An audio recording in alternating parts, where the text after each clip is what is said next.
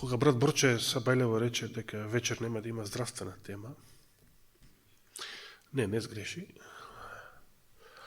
Туку да протолкувам, мислеше дека он нема да има здравствена тема. И јас ќе имам здравствена тема. Но, каква ќе биде таа здравствена тема? Ќе видиме наскоро. Дали во предавањата за хидротерапија досега стана збор за контрастниот туш? Не. Добро. Јас ќе го споменам него како почеток, како вовет на нашата вечерашна тема. Пред повеќе од 20 години, или поточно 10 дена после 11 септември, на 21 септември, полетав од Лондон за Атланта. Тоа ми беше првиот прекуокеански лет. Брат Данило претходниот ден не возеше мене и уште двајца пријатели за Белград. Тогаш имаше некој саем таму, мислам, со Дуле у Италија, што работеше едно време. И другиот беше трагичниот Диме од Раде Кончар. И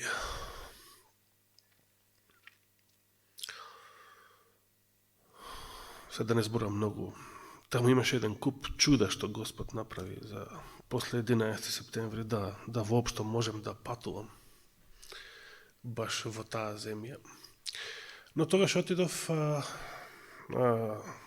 директно, значи, во Атланта слетав за да отидам во здравствениот институт Уайлдвуд во Џорџија, адвентистички институт.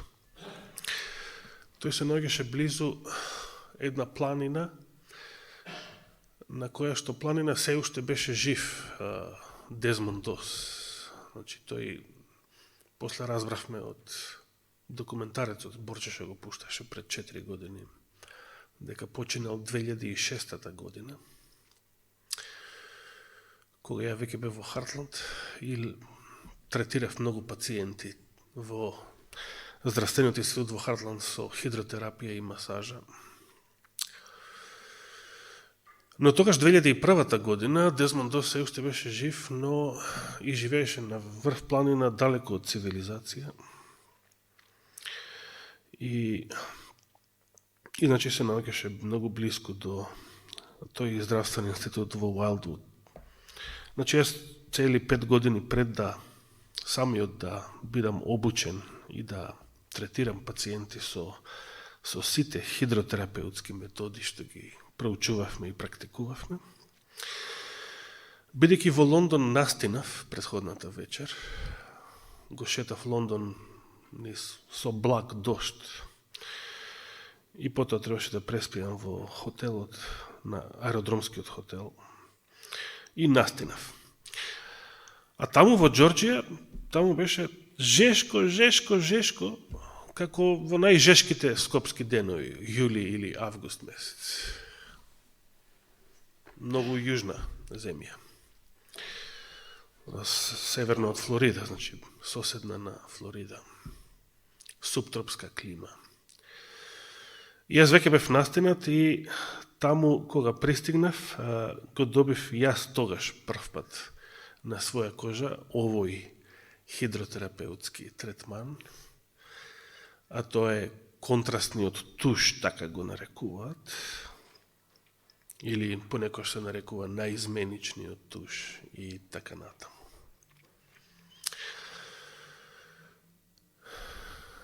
Зашто станува збор? Знаете.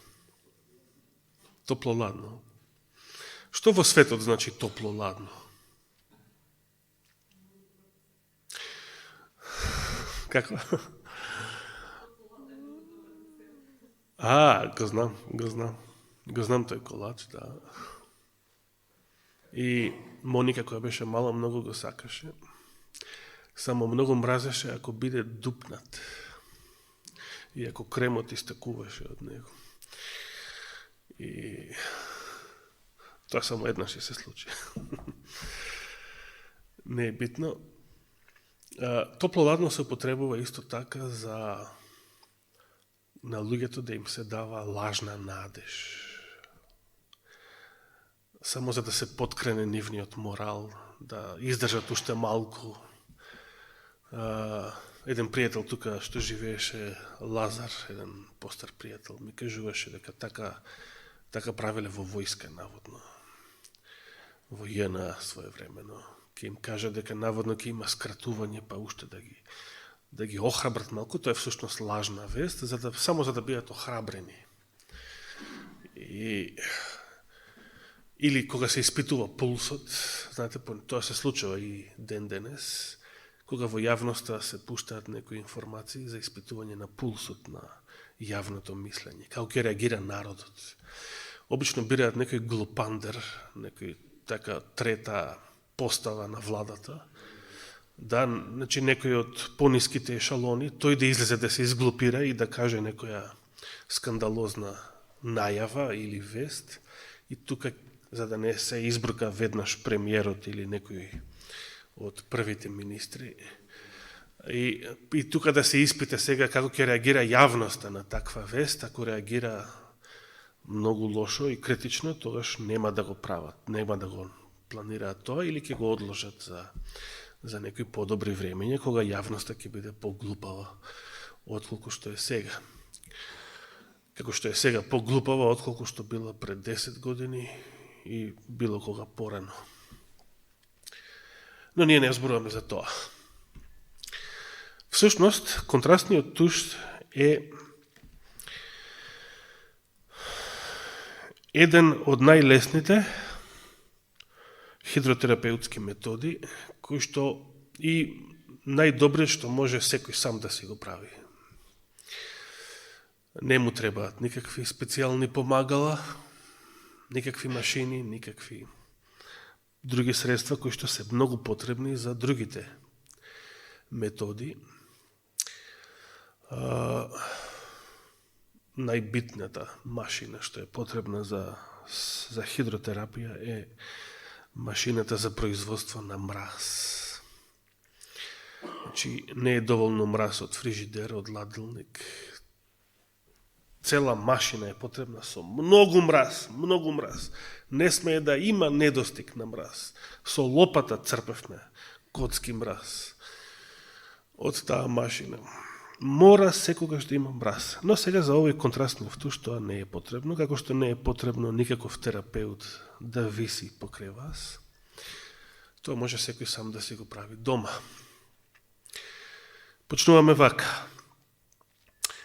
Како беше почетокот?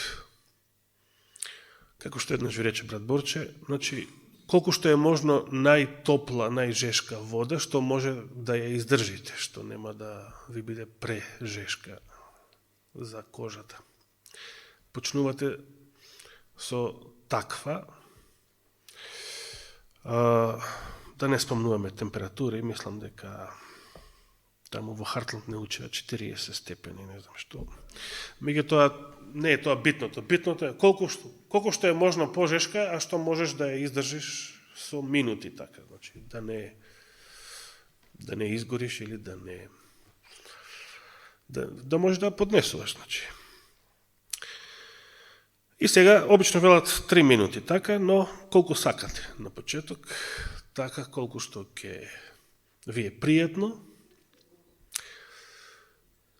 И веднаш потоа завртувате на скроз студена вода за време од 30 секунди. 30 секунди студено ладно. И обично ги предупредувавме пациентите кога ќе свртам на ладно, да знаат, иако е многу поздрав за имунитетниот систем, ненадејното, значи кога дури не очекуваш, одеднаш одеднаш да се шокира телото со нагло студен туш. Но само 30 секунди, не повеќе студено. И веднаш потоа се враќаш на жешкото. Но овој пат, вториот пат, 2 минути жешко. Потоа повторно 30 секунди, односно пола минута студено, ладно. Потоа се враќаш 1 минута жешко. И на крај завршуваш со 30 секунди ладно и со ладното завршуваш. Со ладното завршуваш. Овој метод драстично го зголемува бројот на белите крвни зрнца. И сега тоа може да се практикува и денес, тоа може секој сам да го практикува, значи не ти требаат ниту машини специјални, ниту терапеут, никој. Можеш сам да си го правиш дома. Се разбира, единствениот хендикеп е кога сам си го правиш, ти веќе знаеш кога ќе дојде ладното. Меѓутоа, сепак е добро и кога знаеш, не само кога си изненаден. Овој метод, контрастниот туш или топло-ладно или наизменичното топло-ладно, представува еден добар, силен начин за зајакнување на имунитетот, особено сега оваа зима со сите овие грипови, зарази, соеви и така натаму. Постојат по-радикални методи, кои што многу повеќе ги изголемуваат белите крвни зрнца, но веќе за нив се потребни специјални услови.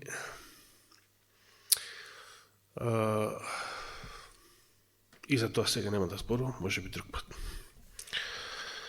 Но би сакал да споделам со вас една суштински важна лекција. Првата лекција што ја научив во врска со Божиите методи на исцелување, таму на институтот во Уайлдвуд во Џорџија.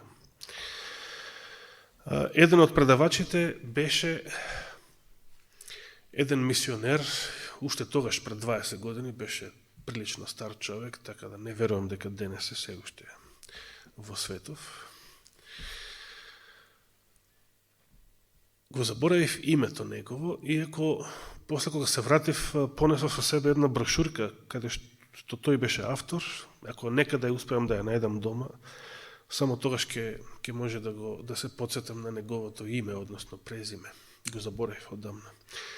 Се што памтаме дека беше долгогодишен мисионер во Кина, во Кореја, веројатно во Јужната, значи во далечниот исток, и долги години имаше поминато таму, во тие земји. Првата лекција што ја научив од него и што никогаш не ја заборавив е следнава. Да отвориме во, пред да ви ја кажам, Евангелието според Јован, 9 глава. Јован 9 глава, каде што ќе се подсетиме на исцелението на слепородениот во на последна сабота од празникот Сеници или 22-иот ден од 7-иот месец според еврејскиот календар. Значи, Јован 9 глава, почнеме да читаме од првиот стих. Кога одеше, виде еден човек слеп од раѓање. Учениците негови го праша и рекоа: Рави, кој сгрешил, тој или родителите негови да се родил слеп? Ова е типично фарисејско размислување. Бидејќи фарисеите најбројната еврејска фракција, на кој што припаѓале повеќето, ако не сите еврејски рабини од тоа време, тие гледале на животот така, дека сите проклества што се случуваат, сите болести, страдања, немаштија, сето тоа се резултат на... Во сето тоа гледале Божја казна за поединците кои што страдаат и дека тие казни доаѓаат врз нив само заради нивните гревови. Исус веднаш го трга нивното внимание, нивниот фокус од таа не бесплодна тема. Значи, кога имаме работа со болест, со хендикеп, не се занимаваме со тоа кој сгрешил, дали сгрешил, зошто сгрешил, туку се занимаваме со тоа како човек да му се помогне, како да биде исцелен и така натаму. Исус им одговори, ниту тој, ниту родителите не го изгрешиле, туку за да се јават делата Божји врз него. И понатаму вели, јас треба да ги вршам делата на оној што ме прати додека е уште ден, зашто настапува ноќ, кога никој, или овој превод вели, кога не ќе може никој да работи. Додека сум во светот, јас сум светлина на светот. Многу што сме зборувале и може и во иднина да зборуваме за овој теолошки дел од настанот, за овие Христови зборови, за прашањето на учениците и Христовиот одговор. Но тоа за некоја друга прилика. Штом го рече тоа, 6 стих, плукна на земја, значи Христос плукнал на земја. Зошто? Направи кал со плунката и ги намачка со неа очите на слепиот. Момент малку. Плунката се состои од 99%, знаете што? Вода. Точен одговор. Потоа и му рече, оче откако му ги намачкал со плунката, сакате вака да бидете третирани? Замисли, одиш на лекар и плука пред тебе и после со тоа ти ги мачка очите.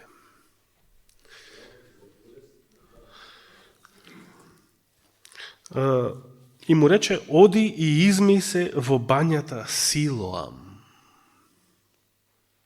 Повторно имаме вода. Имаме, значи, бања, вода, нешто што многу личи на хидротерапија во случај. Така, на античка хидротерапија.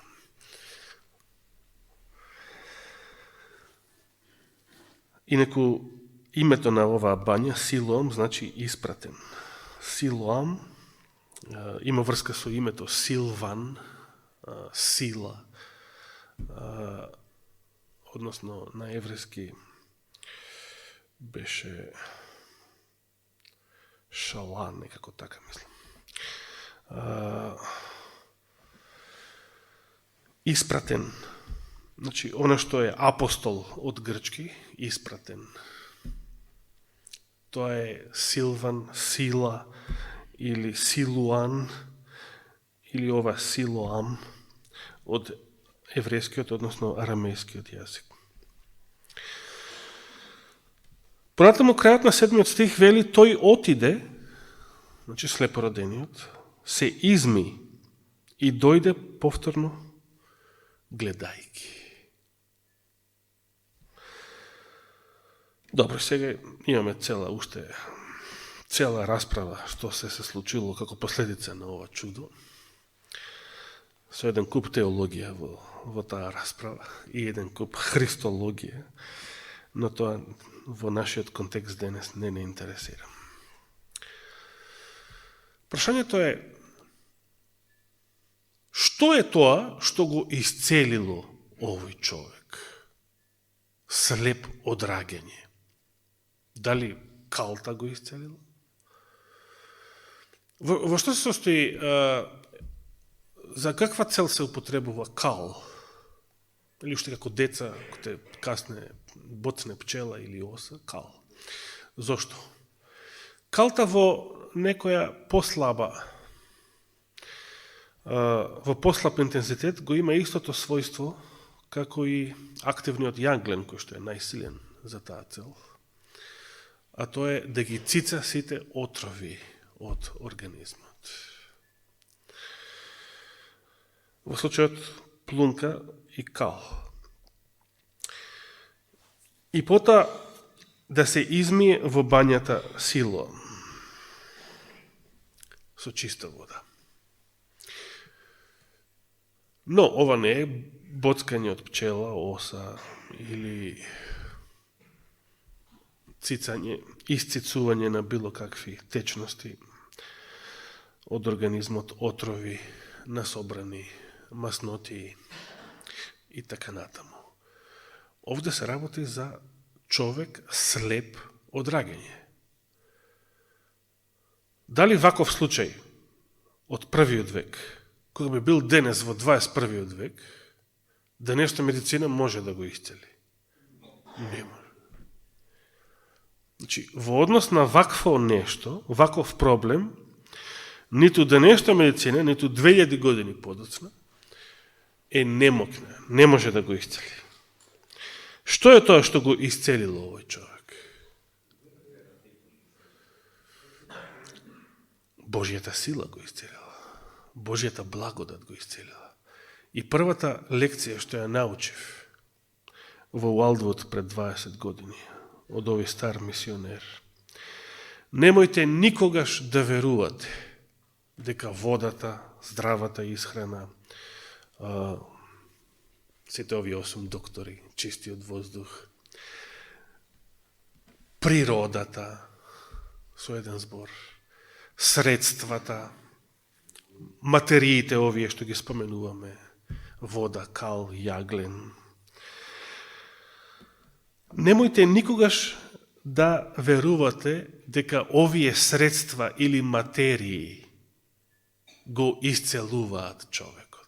Секогаш верувајте дека Божјата сила е таа што исцелува, а овие средства ги применуваме затоа што или Господ ги наредил, како што Господ му наредил на слепородениот тоа и тоа да направи со очите и калта во бањата Силоам, ги употребуваме како средства кои што Господ ги благословил, но да не веруваме и да не очекуваме дека самите тие средства лечат, туку дека Господ лечи.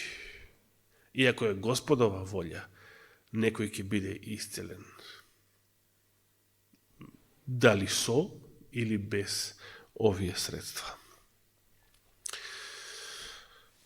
Знам, има луѓе кои што но ова ќе им изгледа чудно.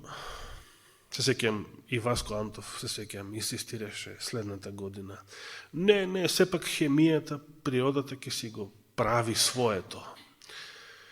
Ќе си го прави своето без Божиот благослов. Нема да направи ништо.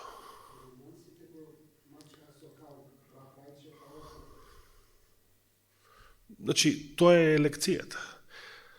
Да се надеваме само на Господа, исцелува само Божјата сила, ниту физиката, ниту хемијата, ниту медицината исцелува, да, тоа спаѓа у хемија.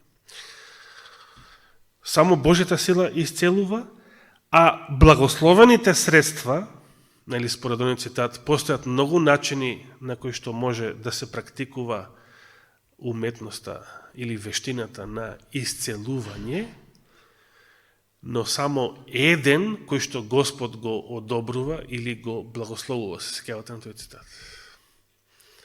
Или навед го кажува тоа.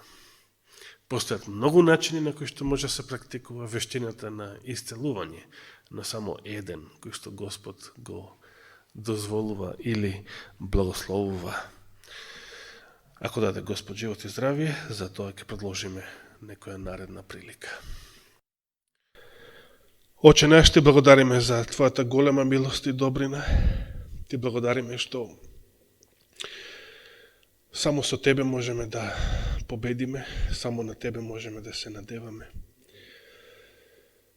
Ти благодариме што сите стравови, сите сили на овој свет не можат ништо ако сме со Тебе и во Тебе. Те молиме, Господи, за сите оние кои што се сопна, падна, се соблазнија меѓу нив и брат Крсте и се одвоија од Тебе. И знаеме дека без Тебе не можеме долго, особено не против сатанските средства и непријатели во овој свет. Те молиме, Господи, прости му ги неговите гревови, прости ги нашите гревови. Прости секој еден од нас кој што придонел да соблазни некоја душа. Се плашам дека јас соблазнев еден пријател од Душко, кој што од тогаш не доаѓа некаде месец дена. Со мојот став спрема поранешниот премиер. Те молам, прости ми, Господи. Те молам, исцели го брат Крсте духовно и телесно. Врати го жив и здрав на своето семејство. Нека ова биде голема лекција за нив и голема лекција за сите нас. Колку сме немокни и безпомошни во овој свет. Кога и природните закони без Твојата заштита делуваат само против нас. Те молиме биди со сите други наши болни и немокни, со брат Андреј, со нашите постари сестри Стефка и Катица. Те молиме за сите разочарани, за сите обесхрабрени, за мнозина кои што се и наши роднини, пријатели, а се уште во темнината на неверството. За мнозина заблудени браќа и сестри, за мнозина дезориентирани во оваа последна криза. Нека Твојот Свети Дух ги благослови и води и сите нас во новата седмица. Ова те молиме и ти благодариме во Христово име. Амин.